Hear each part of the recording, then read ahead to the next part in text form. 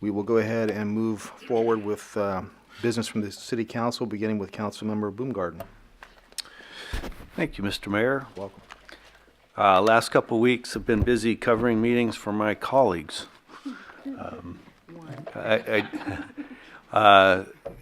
First meeting that I attended and just wanted to give a brief report on was the Sutter Buttes Flood Control Agency, where we saw Mike Inamini, the executive director, leave that organization. From what I gather and from what I know, he was a tremendous leader and a tremendous asset to this community when it came to flood protection. He leaves a great legacy.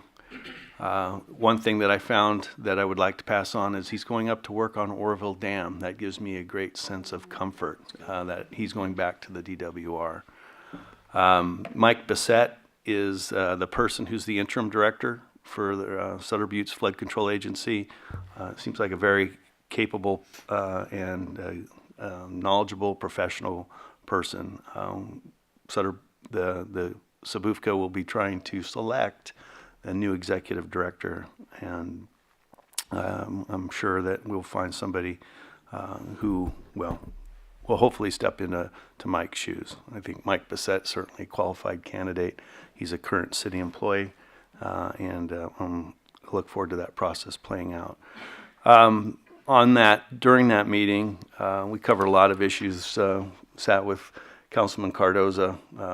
Some of the issues were fairly easy, but this is a board that involves membership from Butte County and our local county. And there are some things that, as this project starts to wind down, are going to need to be dealt with.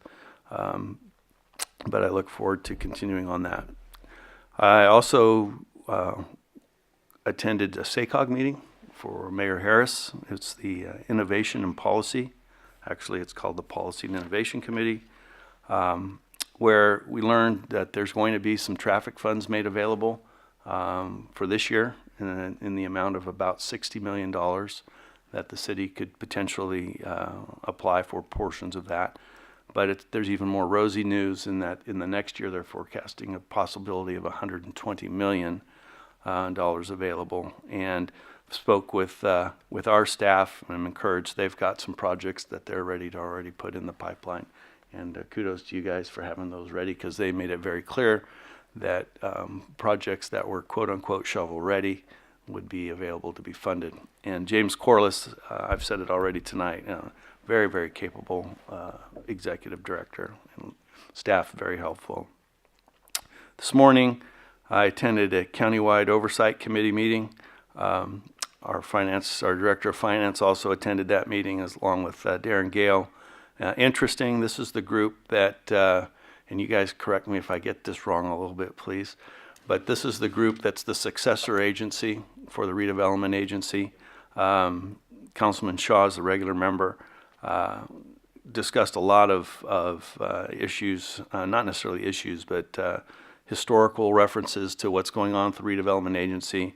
I'll be honest with you, as much as I was here for a lot of the redevelopment agency stuff, not to add anything more to your already full agenda, but it might be helpful for other members on the council to just go back and say, okay, these are the obligations that this successor agency has, and just give us it doesn't have to be a long presentation, but just bring us up to speed. I think it would be worthwhile. Final thing I wanted to talk about was, I mentioned in the last meeting that I was interested, and I was encouraged to have other council folks along board for this fireworks, community fireworks.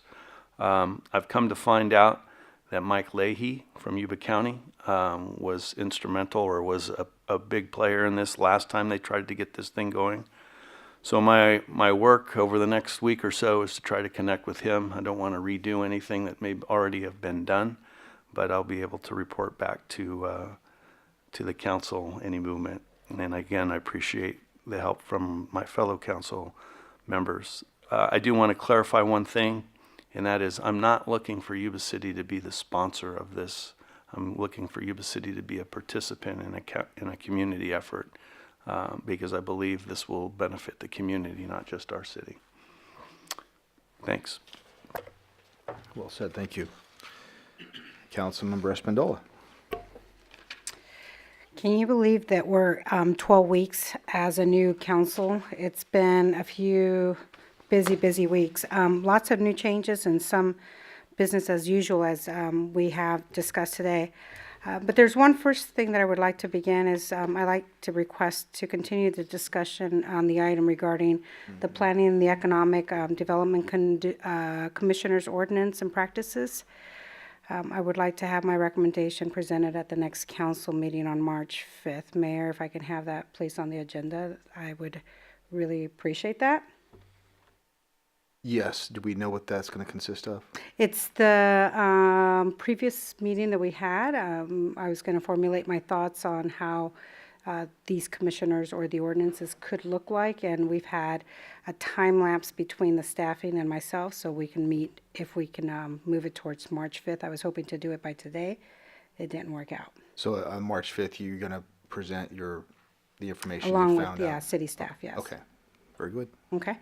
Thank you. So on February 7th, I attended the Yuba City Homeless Consortium. That's a meeting that I've attended for years, but with Vice Mayor Cardosa. And we had the centered conversation of that meeting was about the point in time. The point in time is conducted every other year on the count of the homeless community or on shelter beds every other year in between odd years. We also had discussion about the funding that the Housing Authority was talking about, but there's no release on the information of the HEAP and cash funding that potentially is going to be distributed to multiple nonprofit groups, government agencies, and others in the community. And I'm sure Vice Mayor Cardoso will add something to that as well. On February 8th, all of us attended our City Employees Appreciation Dinner. It was well done, planned by the entire city staff. Not the entire city staff, there was a committee, and food was provided by them. It was a theme party. Some of us dressed overly, and some of us just Councilmember Cardoso, anyway, did not dress. So, but we like to support our city staff and employees because, as I mentioned, we're entering our 12th week, and we can really see now, beginning to understand our talents and our challenges. But I was really impressed with the dinner, and it was a nice evening to recognize our exiting city manager at that dinner. Very well done.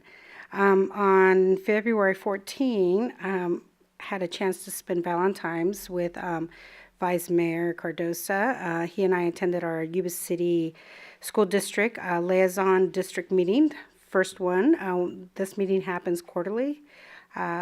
Also, Sutter County Board of Supervisors Flores and Solinger were there. Board of Trustees Riley and Jackson were also present with Superintendent Osumi. And we talked about, and our city manager interim, was there, and our exiting city manager. There was a lot of people in that room. But some of the highlights of areas that we talked about was on safer routes grants and road improvements.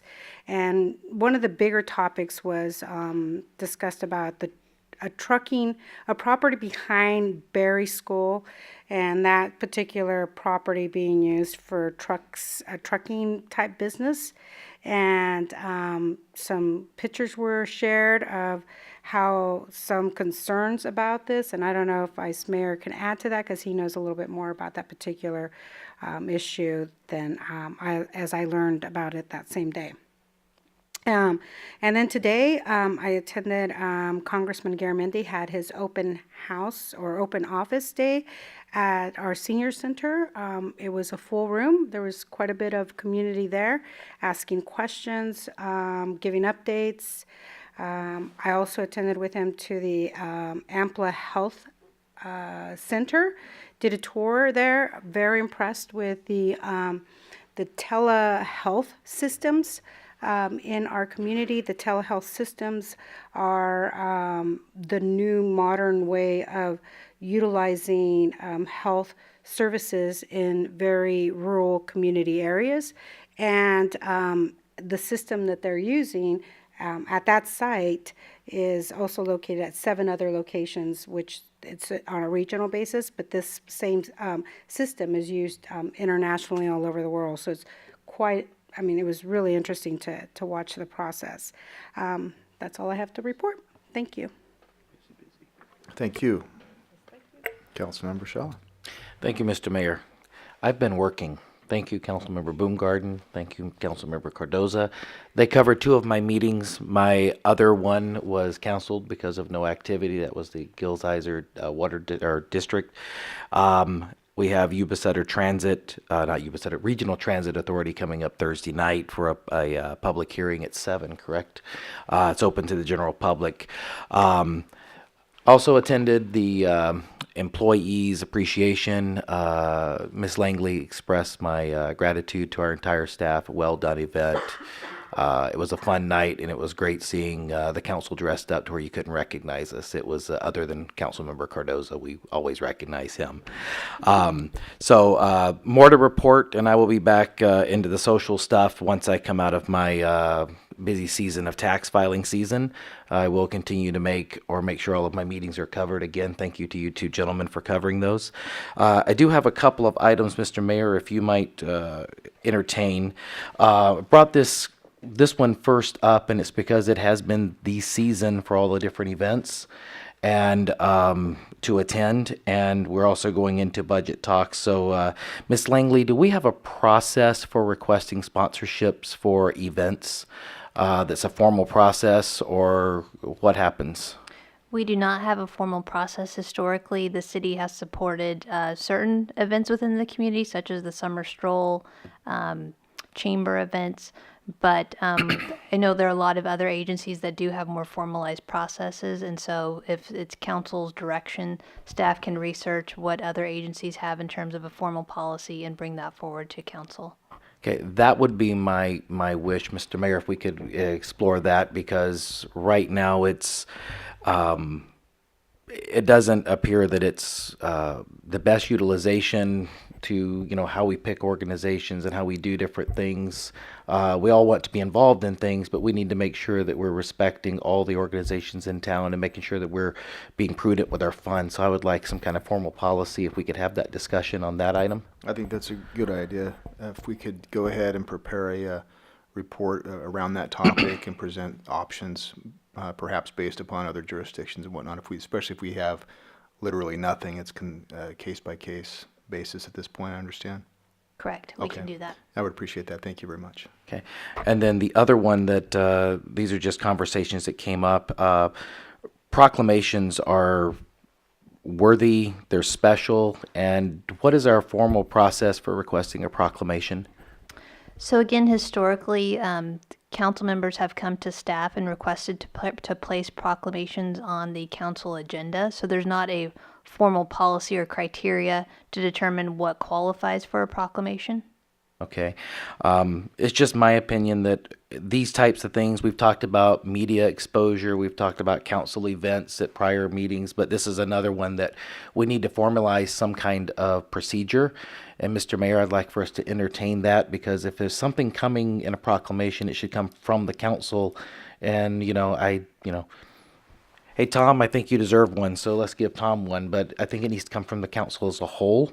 Could we entertain something like that? It reminds me of something similar in the past where we had either at least 3 members and or the mayor may present the option. Is that what you're getting at? That would be a general guideline, because that's how we get things on the agenda. You have to have 3 council members all sign off on it to give the nod, or the mayor is the trump card. He just overrides it. Right. But I think that would be more prudent when we're making, special presentations. Okay. So. Diana, what would you recommend on that procedurally if we wanted to modify or create a policy to where 3 council members or the mayor may present something forward for proclamation? So staff can prepare that and bring that to council for action. Okay, thank you very much. Thank you. That's all I have. Very good, thank you. Through the mayor, can we add to what Councilman Shaw just stated? I think one of the, and I appreciate your thoughts, Councilman. I think that standards and practices are important. I also hope that we're not becoming a council that is trying to micromanage every aspect of our work as a council, as a group, and as a council independent too, because we all have different work that we do for the community. So having additional procedures, and it's just, I think is appropriate, but let's also give some allowance for our city staff to work within the proclamation. I'm not thinking that there's a whole need for a whole large study of it, but I'm good with the other parts of the sponsorships. Okay, that would be something we can discuss once we bring up the staff recommend at the next meeting. All right? All right. Good point, though. So Both good points. in terms of the sponsorships, I'm not sure that we will have the research and staff report completed in time for the next meeting. We will certainly try, but it may actually be the meeting after that. And, I think given the topic, that would be acceptable. Okay. And it's also important, I think it's a good point, because proclamations come from the entire city. And I think as such, we are the city council after all, and then we should move that forward. Now, nothing prevents individual members from drafting letters of appreciation individually on city letterhead, if that's where we want to go. But a proclamation, I do believe, should come from the entire council as it comes from the entire city. But again, we'll discuss that later in March. Sir. Okay.